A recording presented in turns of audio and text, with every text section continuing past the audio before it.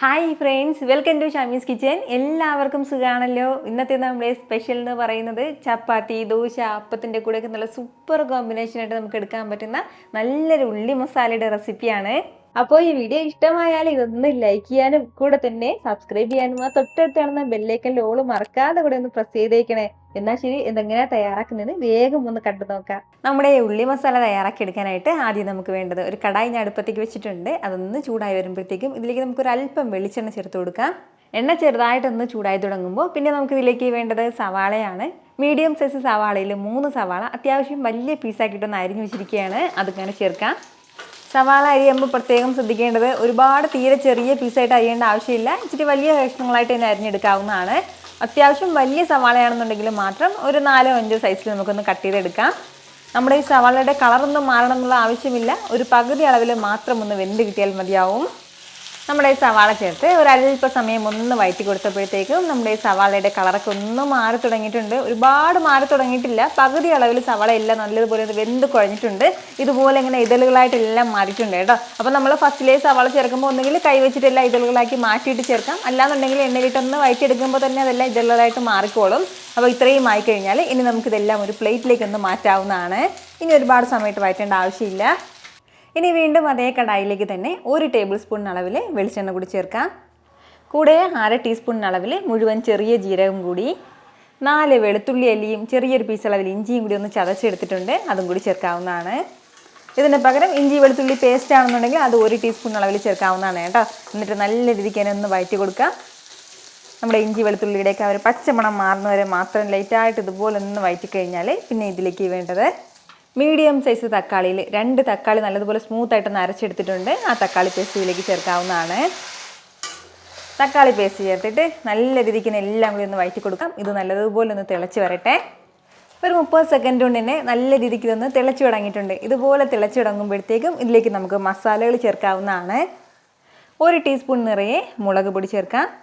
അതേ അളവിൽ തന്നെ മല്ലിപ്പൊടിയും കൂടി, 1/2 ടീസ്പൂൺ പെരിഞ്ചീരകം പൊടിച്ചത്. ഇനി വേണ്ടത് മഞ്ഞൾപ്പൊടിയാണ്. ഒരു 1/4 ടീസ്പൂൺ അളവിൽ ചേർക്കാവുന്നതാണ്. 1/4 ടീസ്പൂൺ അളവിൽ തന്നെ ഗരം മസാല പൊടിച്ചതും കൂടി. ഇത്രയും മസാലകളും ചേർത്തിട്ട് നന്നായിട്ട് തന്നെ ഇതെല്ലാം കൂടി ഒന്ന് വഴറ്റിയെടുക്കാവുന്നതാണ്. നമ്മുടെ മസാലയുടെ ആ ഒരു പച്ചമണം മാറുന്നത് വരെ നല്ലതുപോലെ ഒന്ന് വഴറ്റി കൊടുക്കണം. ഫ്ലെയിം മീഡിയത്തിൽ തന്നെ വെച്ചിട്ട് നമുക്കൊന്ന് വഴറ്റിയെടുക്കാവുന്നതാണ്. നമ്മുടെ ഈ മസാലയുടെ നല്ലൊരു ഫ്ലേവർ വന്ന് തുടങ്ങും. അതുവരെ ഒന്ന് വഴറ്റി കൊടുക്കണം കേട്ടോ. ഇതുപോലെ നന്നായിട്ടൊന്ന് വഴറ്റി കഴിഞ്ഞാൽ കൂടെ വേണ്ടത് അധികം പുളിയില്ലാത്ത നല്ല കട്ടി തൈര് ഒരു 1/4 കപ്പ് അളവിലെടുത്തിട്ടുണ്ട്. ആ തൈരും കൂടി ചേർക്കാവുന്നതാണ്.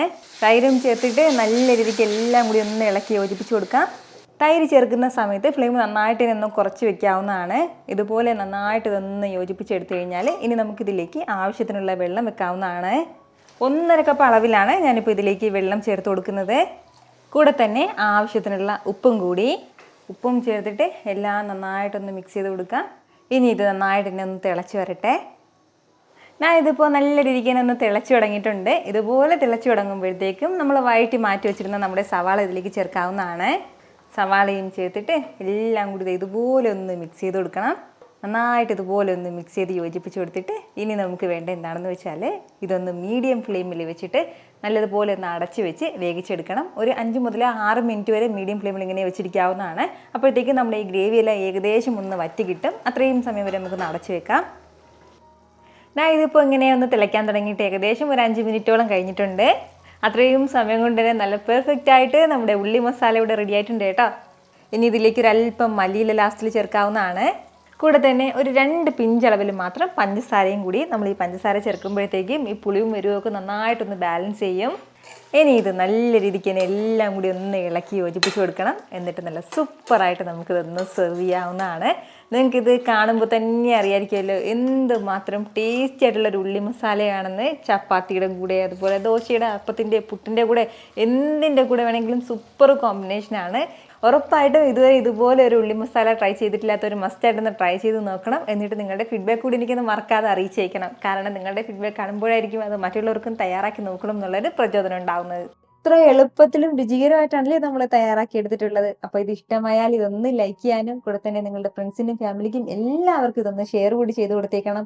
ഇതുപോലുള്ള റെസിപ്പിക്ക് വേണ്ടിയിട്ട് നമ്മുടെ ഷാമീസ് കിച്ചൻ ചാനൽ ഫോളോ ചെയ്യാനും സബ്സ്ക്രൈബ് ചെയ്യാനൊന്നും ആരും മറക്കരുത്. വീണ്ടും നല്ലൊരു ഷാർ വീഡിയോ ആയിട്ട് നാളെ കാണാം. അതുവരേക്കും എല്ലാവരും ഹാപ്പി ആയിട്ടിരിക്കുക, സന്തോഷമായിട്ടിരിക്കുക, എല്ലാവരും സേഫ് ആയിട്ടിരിക്കണം. Take care friends. ടാറ്റാ.